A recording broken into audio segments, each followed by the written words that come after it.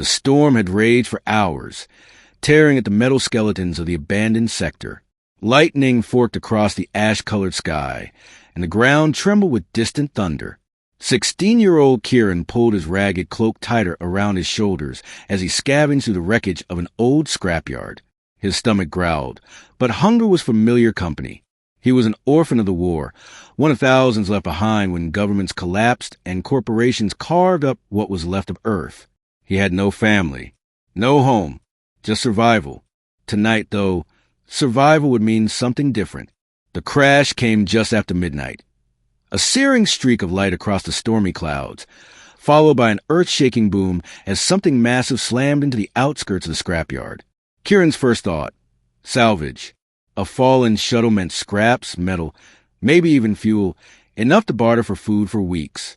He sprinted toward the smoke, weaving through twisted beams and shattered walls, heart pounding with anticipation. When he reached the crater, his breath caught. The ship wasn't just broken.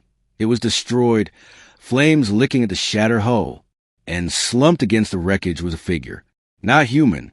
The being's skin shimmered pale blue, almost translucent under firelight, with long silver-white hair tangled and wet. His robe, once fine, now torn, still gleamed with threads of gold. His chest rose and fell shallowly, each breath a struggle. Kieran hesitated. Aliens were rare here, and the few that came were merchants, diplomats, or the occasional soldier. He'd never seen one alone, and certainly never one this old, this fragile. The voice of survival whispered, "Leave him. Take what you can and go." But then the alien groaned weakly, turning his head. His eyes, ancient, sorrowful, and strangely gentle, met Kieran's. "Help me," he rasped.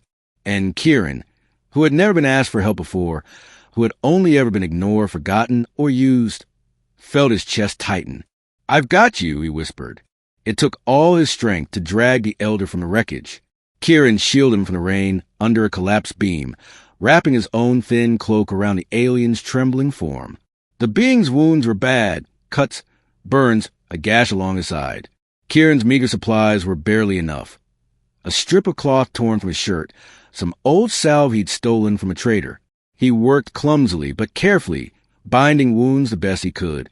The elder watched him silently, wincing but never complaining. Finally he spoke. "You are alone." Kieran stiffened. "Yeah, been that way a long time." The alien studied him, eyes narrowing faintly. "Yet you chose to stay. To help. Why?" Kieran shrugged, embarrassed.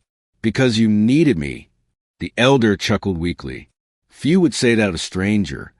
"Guess I'm not like most people," Kieran muttered, tying off the bandage. The night stretched long. Lightning cracked above, rain poured down, and Kieran sat close to keep the alien warm. Exhaustion tugged at him, but he stayed awake, watching for syndicate raiders who prowled the outskirts. At dawn, the elder stirred. "My name is Zorith," he said, voice steadier now, "and I owe you my life." Kieran smiled faintly. "Kieran, and you don't owe me anything. Just try not to die on me, all right?" Zorith's lips curved into a small smile, but behind his eyes, something unreadable lingered. Over the next 3 days, Kieran tended to him.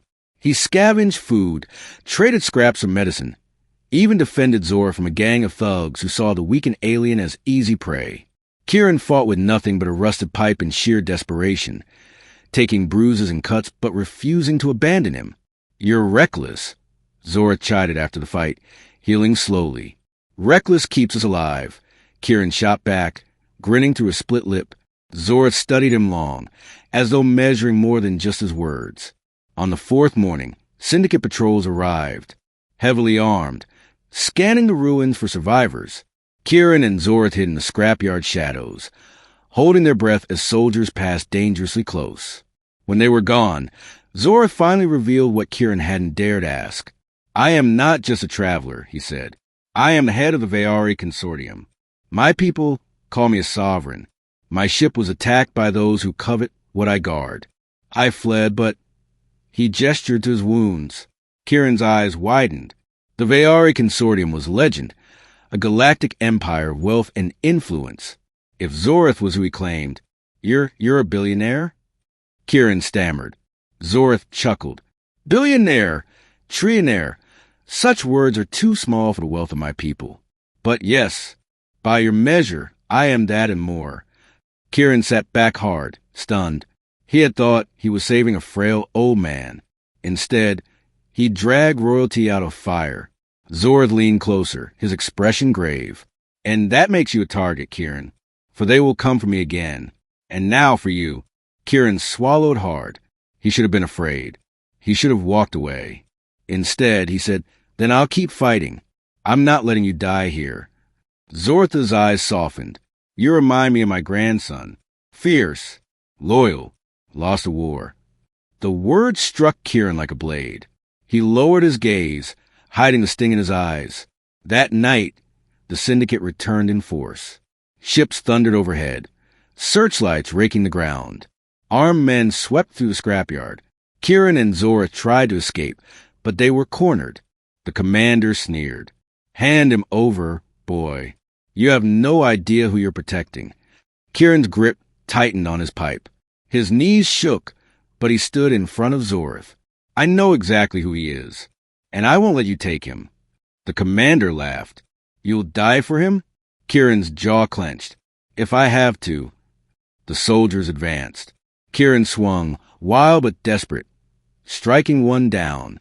A blast scorched past his head. He stumbled, but refused to yield. Then the air split with a roar. A fleet descended, sleek ships of Aari design, weapons humming, banners unfurling.